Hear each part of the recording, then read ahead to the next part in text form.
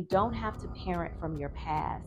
We don't have to parent from where we came from. Our parenting actually should not look like where we came from and what we experienced if it was toxic, if it was negative. Elevate with Monique. Elevate. Elevate with Monique. Hey, welcome back to another episode with Elect Elevation. I am your hostess, Mo, and I'm so elated for you to be here today. So, you know that we are in this series for the month of May that is really dealing with healing while mothering. And I think that this is so deeply personal and very important for us to talk about because as parents, a lot of times, especially if we didn't plan to become parents, it happened, right? We bring a lot of things into the mix when we become parents that even if we haven't healed from, guess what? It shows up in the way in which we parent. So, in this episode, we are talking about breaking the cycle of reactive parenting. And I'm going to be 100% honest with you and tell you that this is still a cycle that I am working on breaking even now, today, 22 years later of being a mother. I am still working on breaking this cycle. So I used to snap. I used to yell. I would overreact. Before I had an opportunity to even think about how I should respond to my children, I would just react. And it felt automatic. Like it felt like something I didn't even have to think about. It just would come out like I almost didn't have control over the situation, right? But the truth is that I wasn't really reacting to my children. I was actually reacting to my past. And so, what I am learning is that when you heal, everything changes. The way that you talk to your children, it changes. The way that you love on your children, it changes. The way that they respond to you changes, right? So an example of this, and I mean so recent that this is a real story and it did just happen. So my oldest daughter and I had a disagreement, a major blow up disagreement, okay? And the way in which she responded to something that I was saying made me automatically react. I mean, automatic. I didn't think about it. I probably didn't even really hear how she reacted. I heard her tone, I saw her body language, and I reacted because in my mind, I'm like, oh no, you're not going to talk to me like that. I'm your mom. Don't you be disrespectful. And, it's like I just went in, right? I didn't even have an opportunity to think about what my reaction was saying because I was in the moment just reacting. And it wasn't until days later, I was sitting in my room and I had been crying because this was really just, it was heavy on me. And I was really just thinking about like, where did I go wrong? Why is it that we keep running into this blockage, my daughter and I, right? And God reminded me of how I didn't feel heard as a young adult. God reminded me of how I felt like I couldn't talk to my guardians about certain things as a young adult. And man, it hit me like a ton of bricks. Like it was almost embarrassing because what God did was really show me that I literally repeated the cycle and probably have in many ways repeated the cycle that I experienced when I was my daughter's age. So much so that I had to ask her to come and have a conversation with me so that I could apologize to her. Now, some of you will probably say, oh, no, I'm not apologizing to my children, especially if they come off disrespectful and all the things, right? But first of all, that's mindset because our children are humans. They are people, right? They have feelings, they have emotions. And while we are there to correct them, I'm preaching to the choir. We are also there to do it in a way that expresses love and from a place of pure, genuine, nurturing love.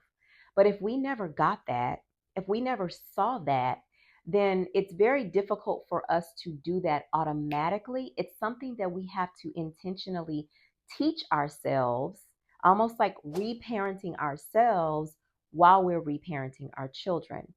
So I have a couple of thoughts that I want you to consider. Number one is recognizing your triggers. Now, in another video, I talked about actually several videos, I have talked about emotional triggers. And emotional triggers show up in so many different types of ways. But if you don't even know what your triggers are, it's very difficult for you to even address them. So, there was an activity that I offered in one of the videos. It's called a trigger mapping exercise. And really, what it does is it helps you to identify something that has happened that triggered you, but then you map it back to what the real root is. Because a lot of times, what we think the root is, the thing that we're reacting to, is actually not the root. Okay. So you want to make sure that you are recognizing your triggers. And then number two is intentional responsiveness. Instead of me in that moment reacting to her because I felt like she was being disrespectful, perhaps I could have taken a moment, thought about it, and said something like, okay, Sanaya, so right now it feels like you are frustrated. It feels like you are angry. And I want to know what you are angry about. It is not okay to disrespect me, but I want to hear from you and understand what you are angry about. See, for me, that is so different from, oh no, you are not going to be disrespectful to me, and I don't know who you think you're talking to, and da da da da da da da da da da da. I'm throwing fuel, right, to a fire that's already blazing. It's already blazing. As opposed to coming from a place of love and being more intentional about my response, I would have probably gotten a different response from her. I probably would have even disarmed her had I come from a place of intentional response. And oh, by the way, what I also realized is that when I respond the way that I do, I'm teaching my daughter that it's okay for her to also respond to people in reactive ways. And I don't want to teach that. So now I've got some reprogramming for me to do in order to respond intentionally versus reactively. Okay. And then number three is emotional mastery. This is where so many of us struggle because we haven't mastered our emotions. Someone makes you upset, you immediately have something to say. Think about a disagreement when you're in a disagreement with someone or a heated conversation. Typically, we are not, typically, I'm not saying this is always the case, but typically, we don't do a good job of listening to the person that is talking and trying to really hear and understand what they're saying. We're listening to respond, right? And so we don't even have the level of self control over our own emotions to just sit back and listen and internalize, not take it personal, but really try to hear what it is that they're trying to say. This is where I am focused right now. Emotional mastery, being able to master my emotions in both good situations and not so good situations, because I am teaching my children how to master their emotions, not by what I say, but what I do. So if this is anything that resonates with you, you found yourself in these type of scenarios, I want you to remember that you don't have to parent from your past. We don't have to parent from where we came from. Our parenting actually should not look like where we came from and what we experienced if it was toxic, if it was negative. We should be doing our best to make sure that we are finding new ways to parent our children.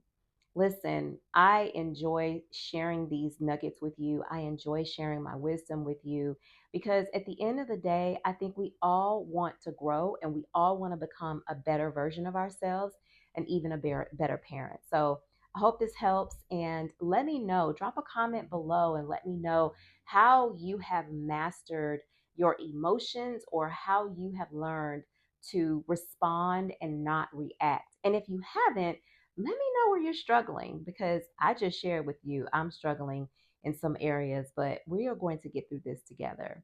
All right, I'll see you in the next video. Bye. Always, sis. Thanks so much for tuning in. And if you like this video, do me a favor and hit the like and subscribe button. And if you don't want to miss out on any of my latest content as it's being released, go ahead and hit the notification bell icon as well. Thanks for joining, and I'll see you next time.